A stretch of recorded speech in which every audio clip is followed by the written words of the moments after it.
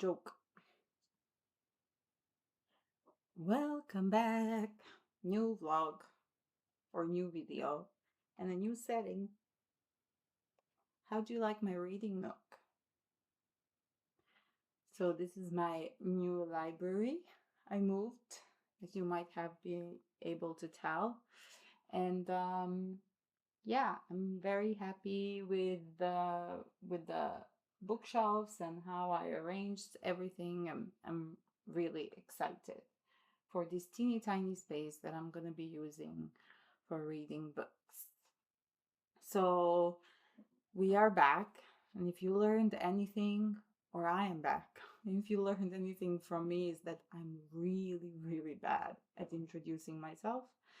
So I'm going to do that now because I just remembered. I usually forget. Yeah, that's what happens. That's what age does to you. So hello, I'm Alex and welcome back. I'm a PhD student in Ljubljana and I review books that I read for fun and books that I read also for my PhD.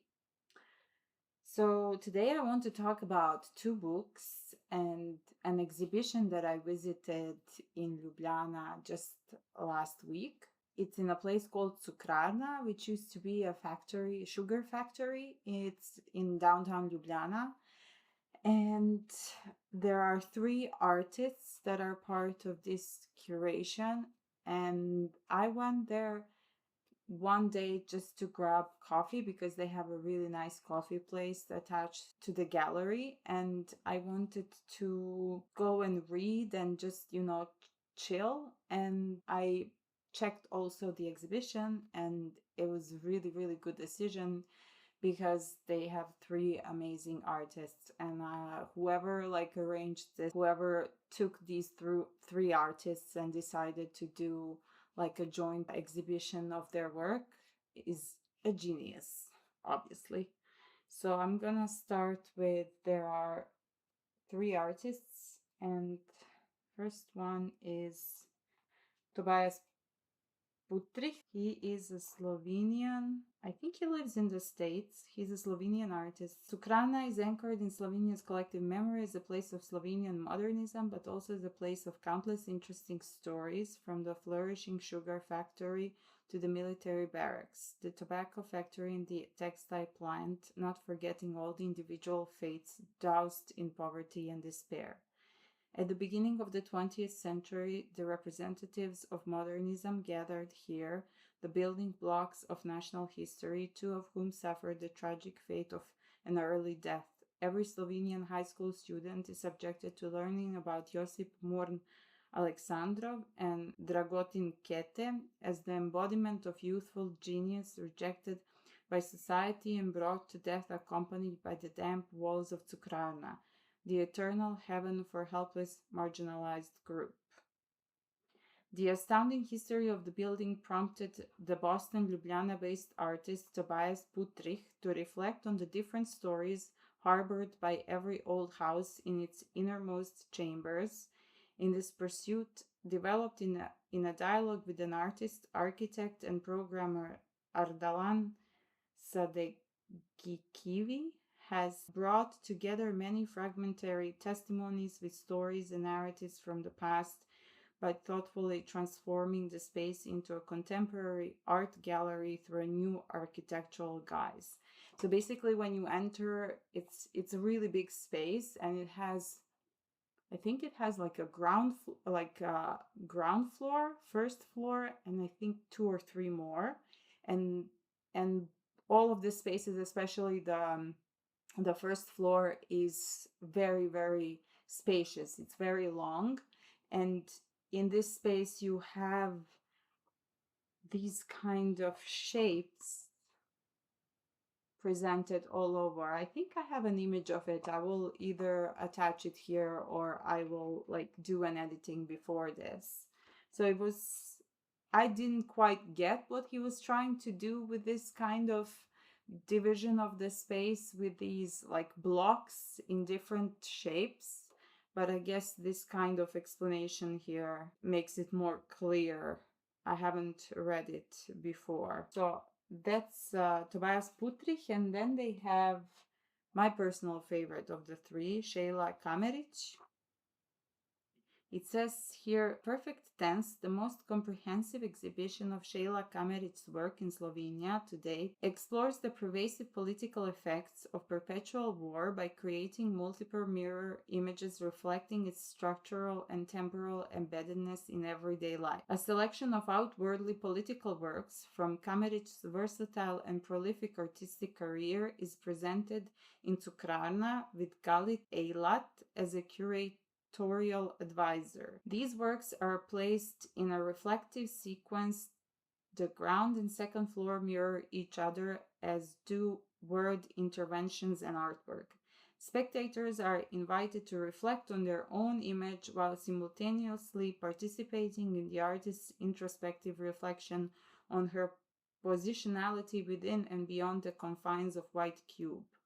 The exhibition is centered around two contrasting terms, words and war, which are intertwined through the extensive use of documentation as artistic material, simultaneously highlighting its necessity and absurdity in the context of war. So she has like several parts of her exhibition, and here like there's this video that is going on repeat of just hands preparing strawberries to be eaten. It says the hands calmly remove the strawberries' green leaves and put them aside while a female voice recites, imagine they dig through the garbage. Some people dig through the garbage. Imagine through my garbage. Can you imagine that? And this goes on like on repeat for some time. And I think my personal favorite is this one. I will attach a photo also. It's basically a photo was taken in Jerusalem in July 2006 by the artist. We were chilling by the pool when the war started. I think this was when Israel invaded Lebanon. That's at least what I was told. And the young woman who works at the gallery, she told me that she spent her days in a hotel room locked and just waiting to kind of leave. So she made this photo. It was very surreal because where she was staying, people were just chilling at the pool, while on the other side of the wall, like obviously you could hear bombardment and other kind of war-like sounds.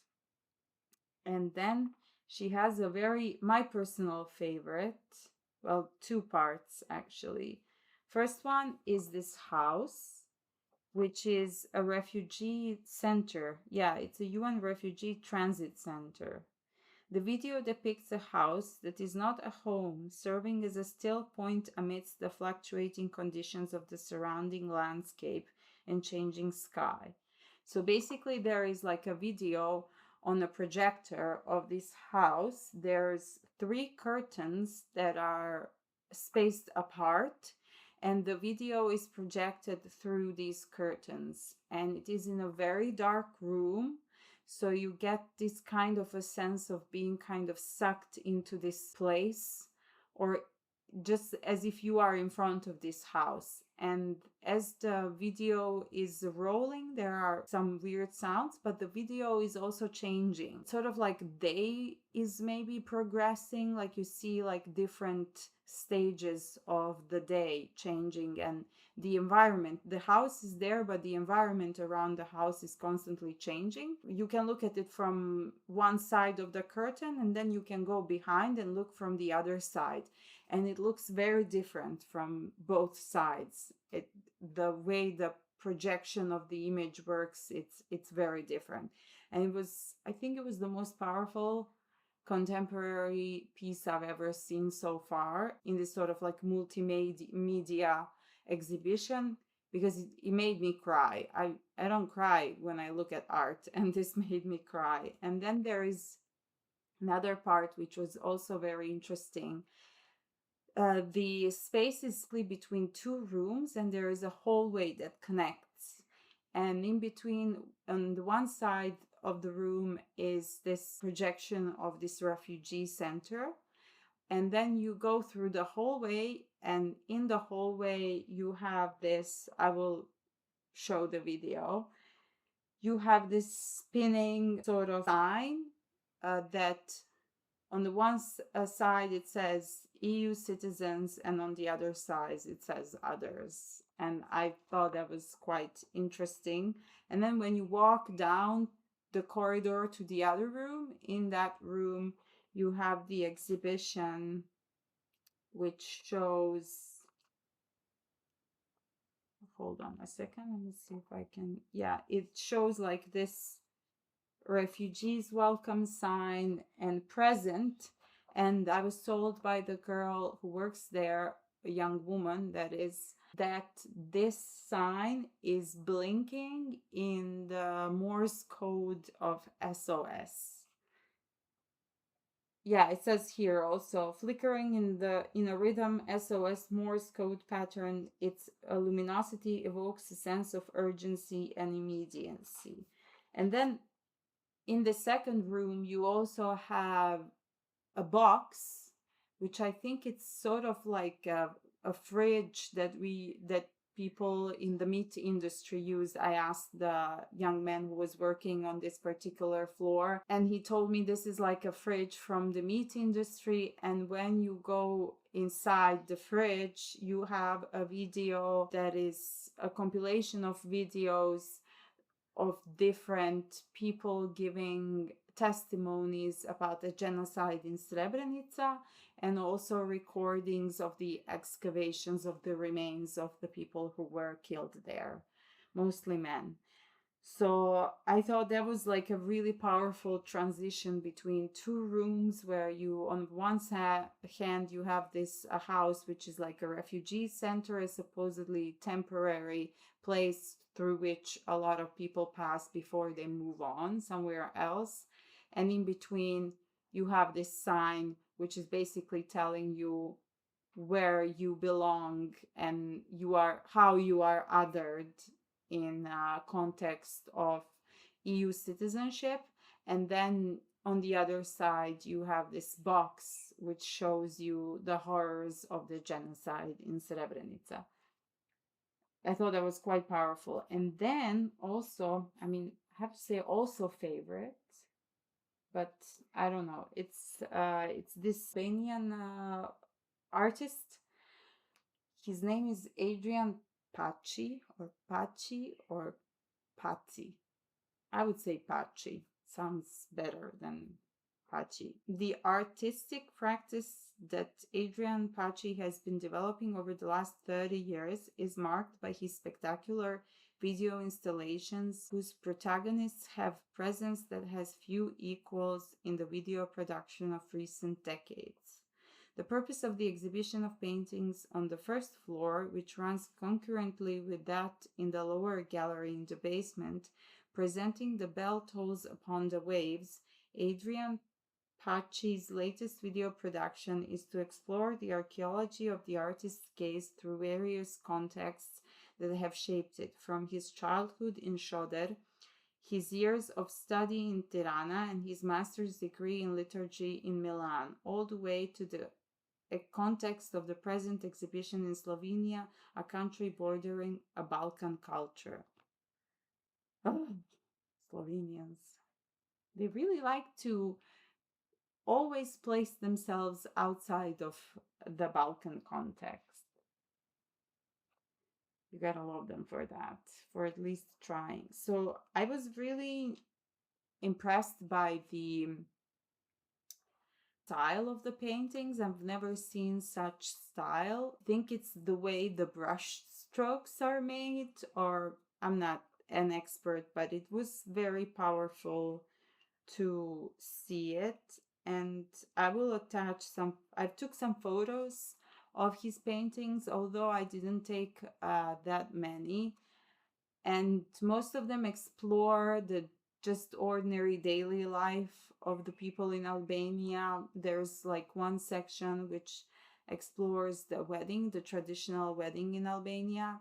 Then there is another segment which explores beach life, summer on the beach. And then he also has multimedia room where different kind of videos here, like videos of ocean, of sky, and there's 3 videos next to each other, and they are playing interchangeably, and some of them start earlier than others, and they're sort of like, when you're looking at it, I will attach the video, you see the sort of logic in the sequence of the videos that he put together.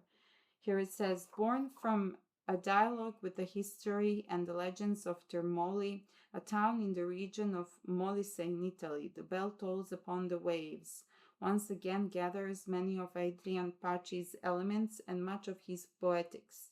Intimately linked with the place where they are conceived and then realized, his works often deal with memory, both of the place and of human beings. On the so-called St. Catherine Rock in Termoli, a bell has been placed to respond to the various touches of the sea. From the sound it made, sailors could tell the intensity and agitation of the waves, thus the danger of going out.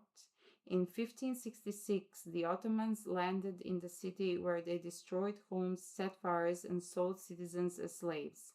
With the storming of the Borgo Vecchio by Admiral Piali Pasha, the bell was stolen and carried onto the vessel, which sank right after due to the weight of the object.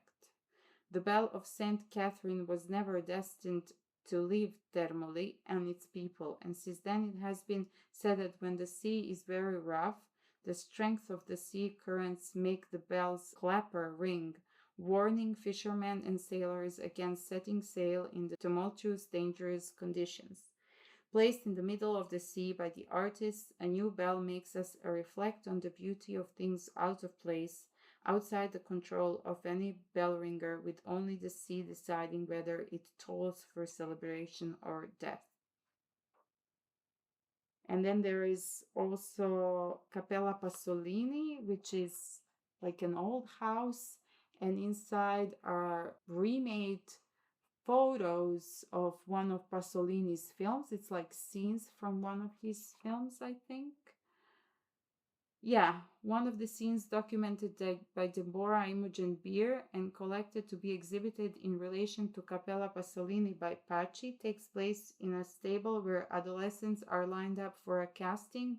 Their doomed fate becomes known at the end of Pasolini's film Salo, or The 120 Days of Sodom, and the book by De Sade, which it is adapted from. However, this sequence of understanding is omitted from the final cut of the Italian director's film. Deborah Imogen Beer's view of these scenes glorifies Pasolini's work in the sense that the photograph sacrifices diegetic movement, as do the paintings resulting from Adrian Paci's freeze frames on the filmic continuum inside the chapel. These sequences of images indirectly related to the filmmaker's production highlight the director's pictorial references on a different level to the indirect gazes crystallized in Paci's paintings devoted to Pasolini.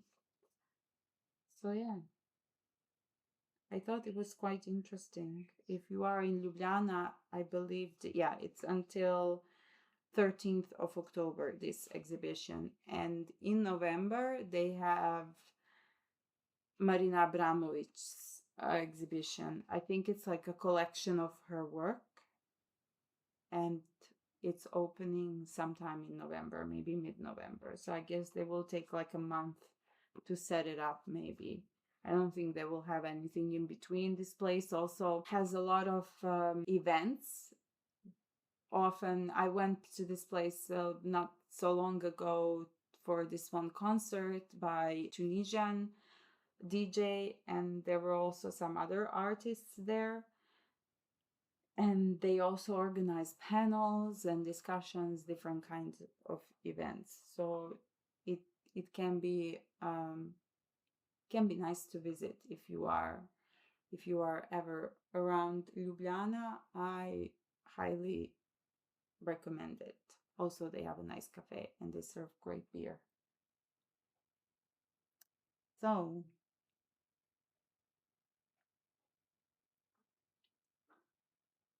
before I move on to the next part of this vlog, which is turning to be again a very long vlog, like I said, woman likes to talk. So in June, I didn't have much time to read because of various obligations. And now that I moved, I finally found the time to kind of sit down and just read. And I was also reading for my PhD, and I was reading also for pleasure. And I read two books. The first one is Anarcho-indigenism, Conversations on Land and Freedom. And this book is basically a collection of interviews of different indigenous activists, artists, academics, and they mostly come from Canada and US. So it's very North American orientated. But they also talk about different projects and different, I would not say projects, but let's say solidarity campaigns that they engaged in with other indigenous communities around the globe. It was very insightful, and for someone who is trying to research this topic, and I am not someone who comes with this kind of background, I found it very helpful and eye-opening. The only person that I know from the people who were interviewed for this book is Roxanne Dunbar Ortiz, and I mentioned her in one of my previous vlogs, and I highly recommend her books. I actually have one of her books right here, so highly recommend if you can pick it up and read her work. And then I think from of all the interviews, the ones that stood out for me is Dunbar Ortiz interview, then Veronique Hebert or Hebert, I'm not sure, and then Freda Hewson and Togisty. And the last one is J. Kehaulani Kawanui.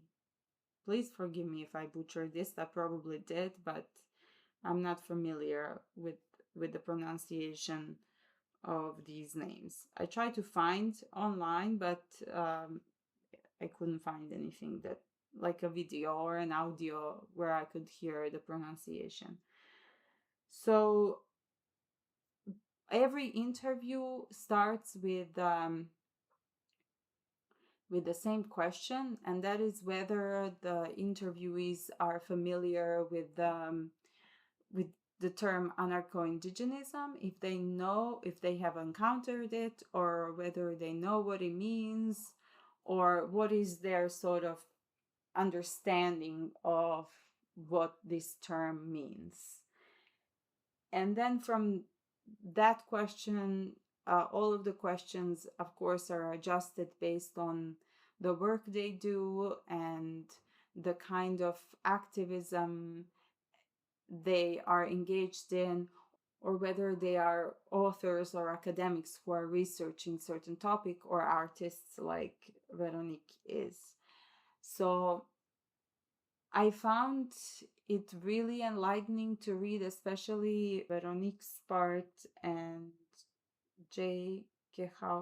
Kehaulani part, because they both spoke about the understanding of the position of indigenous women and how indigenous women see feminism, and whether they relate to feminism or this kind of feminism that was developed in the Western cultures, and their understanding of why there is such reluctance among the indigenous women to call themselves feminists.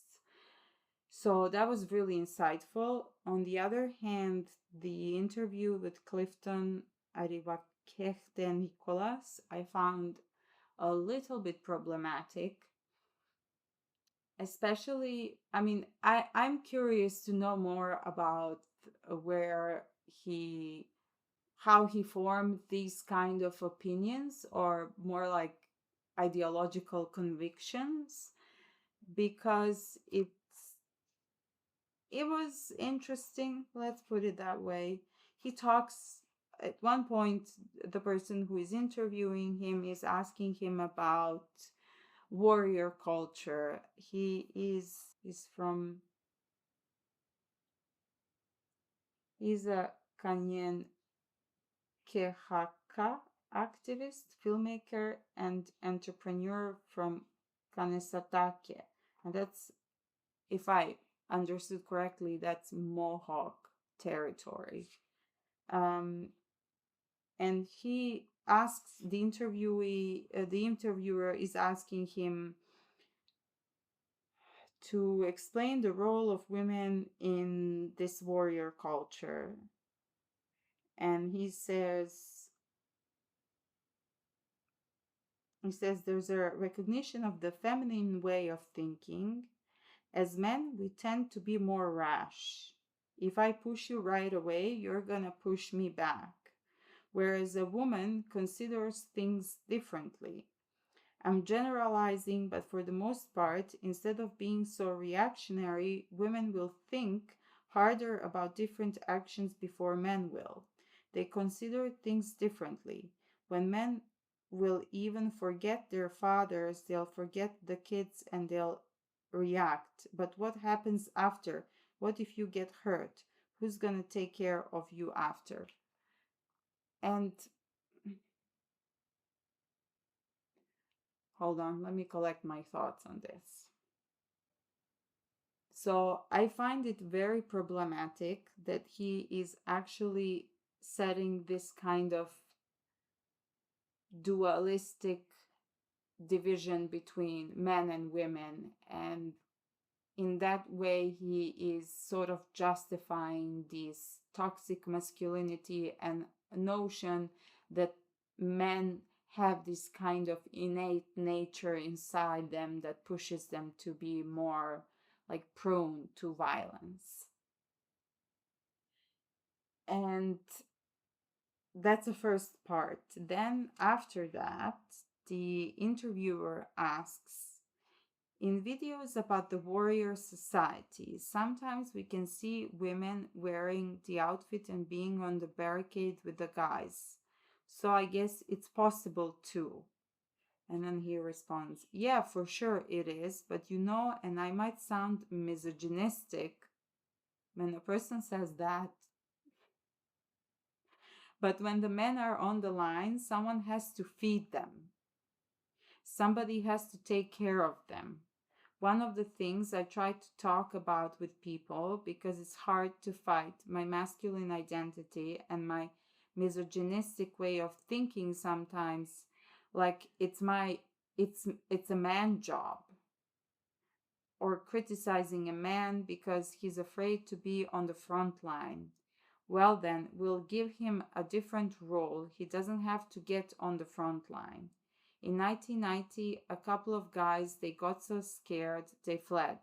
We were pretty hard on them, and I should not have done that. I should have been softer with them, a little more understanding. I guess he's referring to some specific incident, but because I'm researching the topic of care, and for me,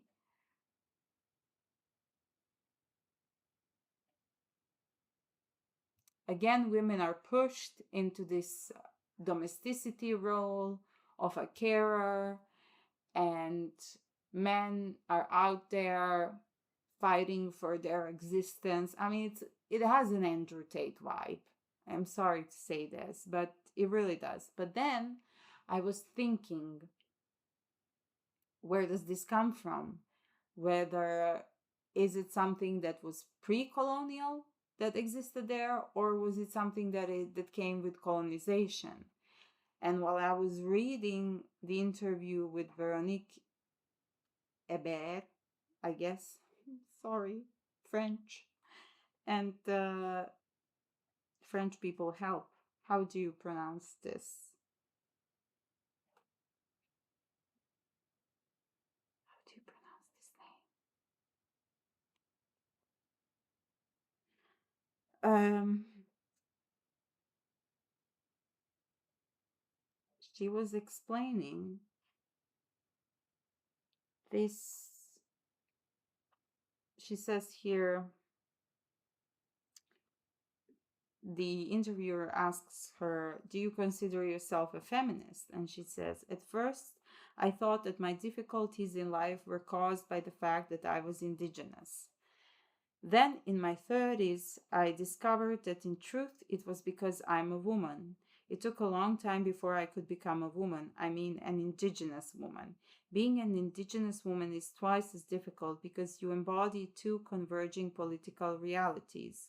Women are also considered a minority in a way, and our struggle is motivated by the need for personal and collective security. So I became a feminist. Because no one is born a feminist, you must choose to become one." That is what I was seeking to find in this book, and I found it after that disappointing statement in the previous interview. And then she explains a little bit more about the reluctance of indigenous women in her own community to label themselves as feminists and how they actually see feminism. So the interviewer asks, "Did your new feminist identity cause friction within the indigenous community?"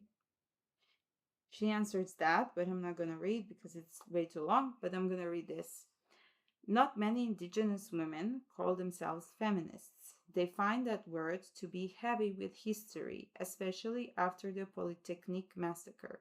And women also fear that feminism will divide or dilute the strength of the indigenous struggle.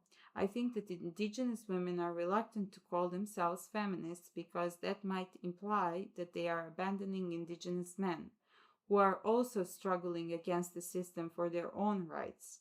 They want to stand together, so they have to face both struggles at once. Maybe they will define themselves with a word that doesn't yet exist, a word that also encompasses the struggle against colonialism." And that's something that really kind of helped me understand where does the understanding of the position of women in warrior society come from for Clifton. Then she says in another part, I'm not sure whether you can hear this, but there's a screaming child in the background. Just ignore. She says, "Colonization has changed our social fabric, our social roles. Indigenous men and women have tried to adapt to a political model and a way of life that does not correspond to their traditions."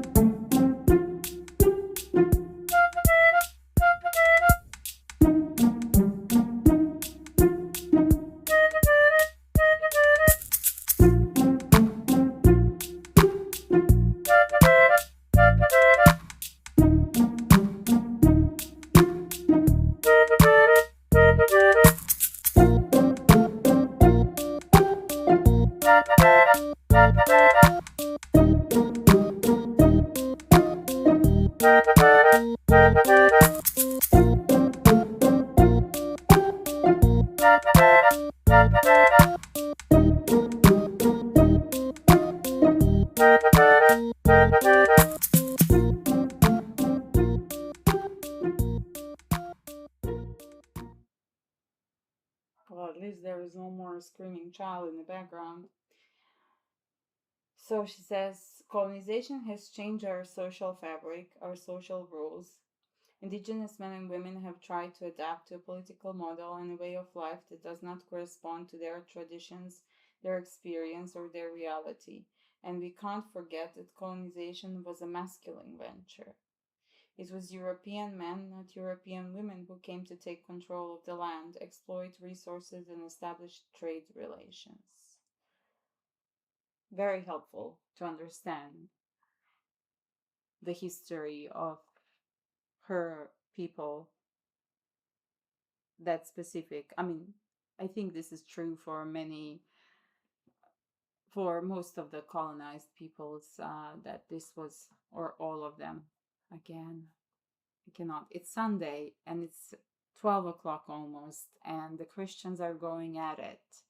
And this is my life in Ljubljana, because that's one of the things I really cannot stand here. It's church.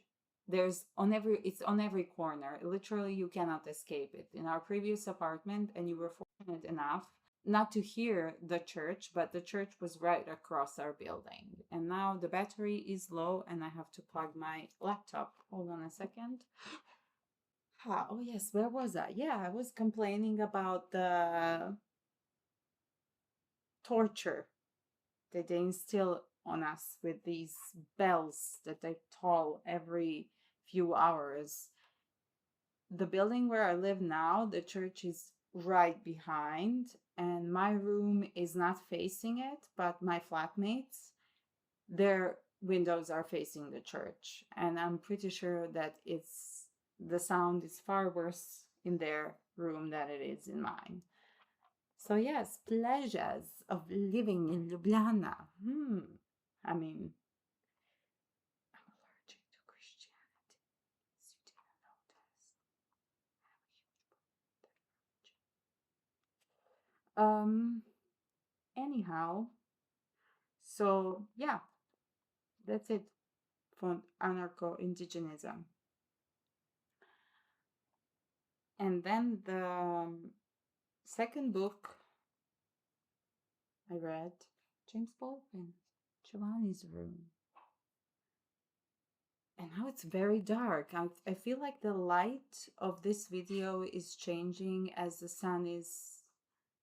the clouds are covering the sun, and I also have pulled down the, how are they called, shutters or something like that in English, and it's dark now in the room. So, James Baldwin, the man knows how to write, or knew how to write, and I'm very happy I read it. It's, for those of you who did not watch my previous video, shame on you. Go back and watch it now. Then I won't get upset. James Baldwin, I love this book. I love how the man writes misery, how he writes unhappy men, self-loathing men, misogyny that they hold deep inside of themselves. I love how he writes the constant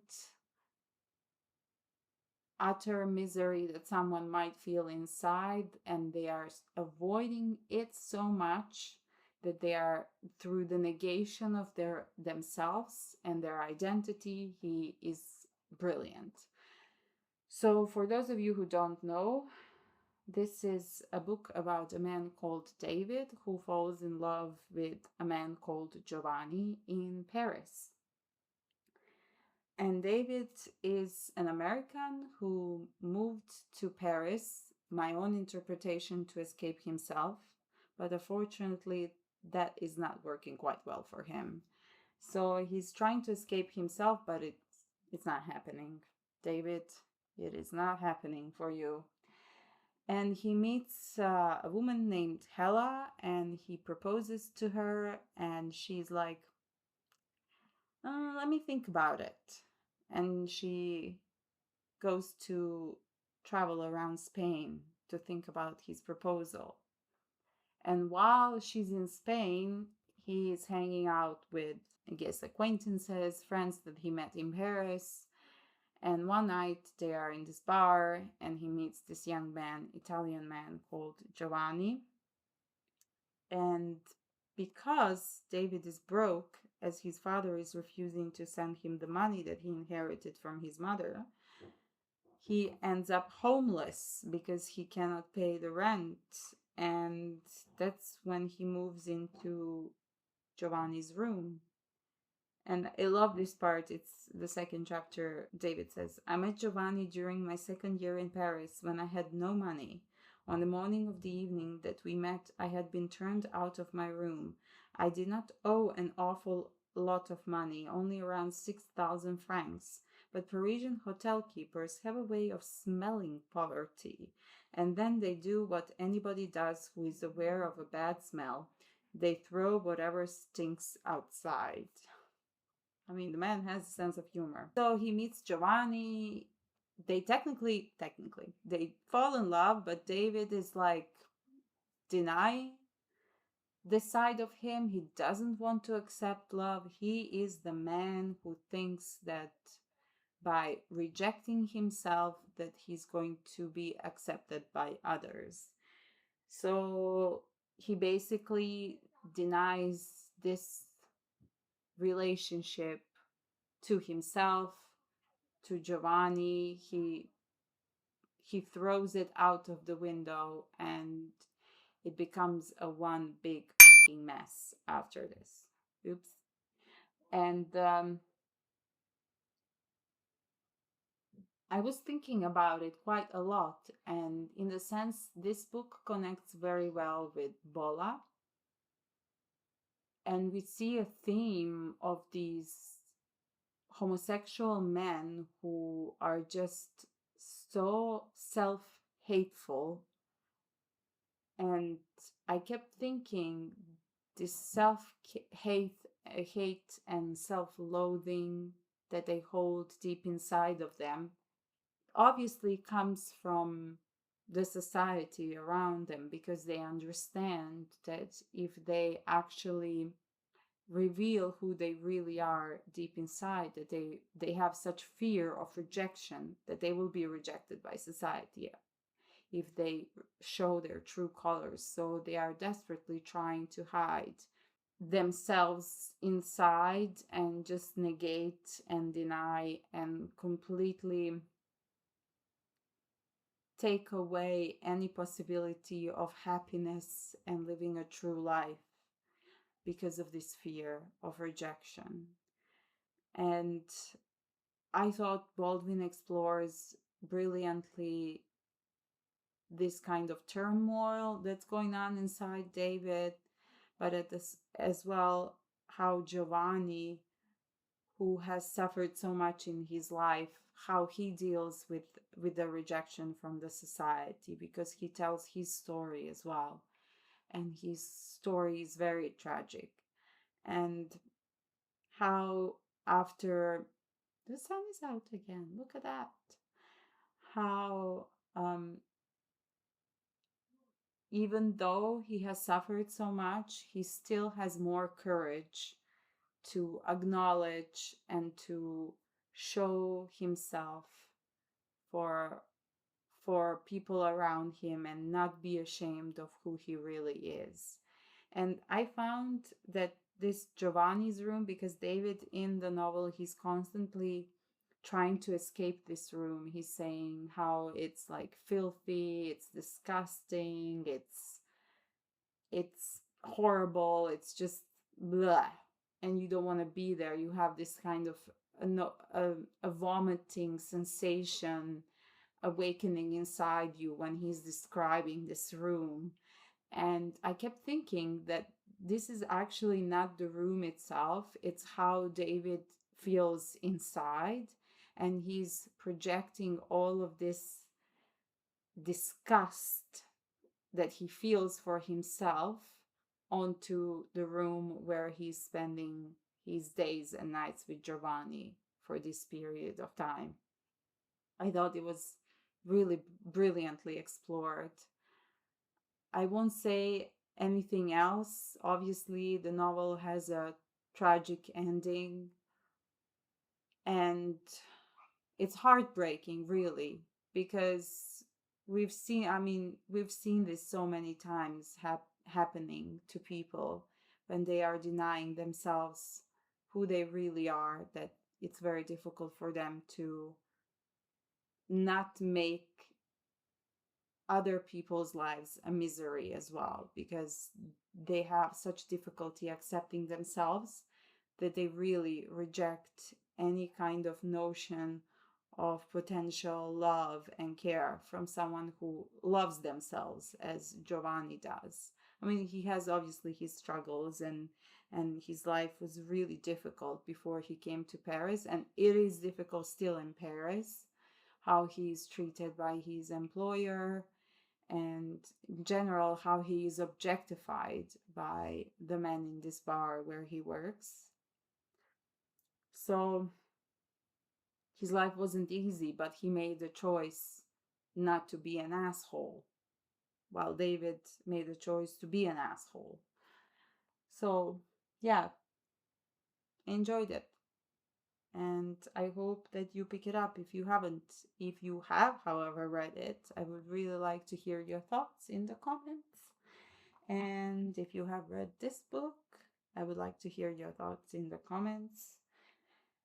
I guess I will be finishing off now. And I'm going to edit this because it will need editing. It's 1 hour long. What is wrong with me? I cannot stop talking. I obviously really like to talk. I never knew, until I started recording these videos. Who could have known that I like to talk this much? Okay, thank you for watching.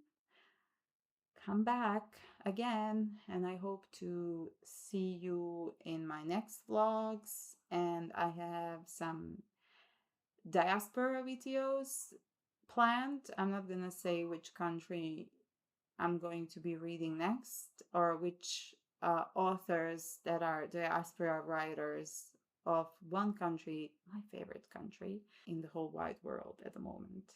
Hasn't changed for the last 7 years, so who knows, maybe it will never change. So yeah, I'll report on that, and also we'll be finally reading the 3 books that I picked for the Italian feminist vlog.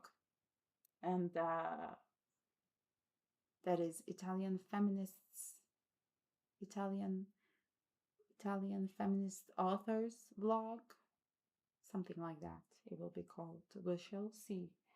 Yeah, I started reading one of the books, so I'll report on that in a different video. If you liked what I did here, please subscribe. I would really appreciate it. Hasn't worked so far the way I've neglected addressing this in my previous videos. So thank you for watching, and come back again, and please subscribe and share. Bye.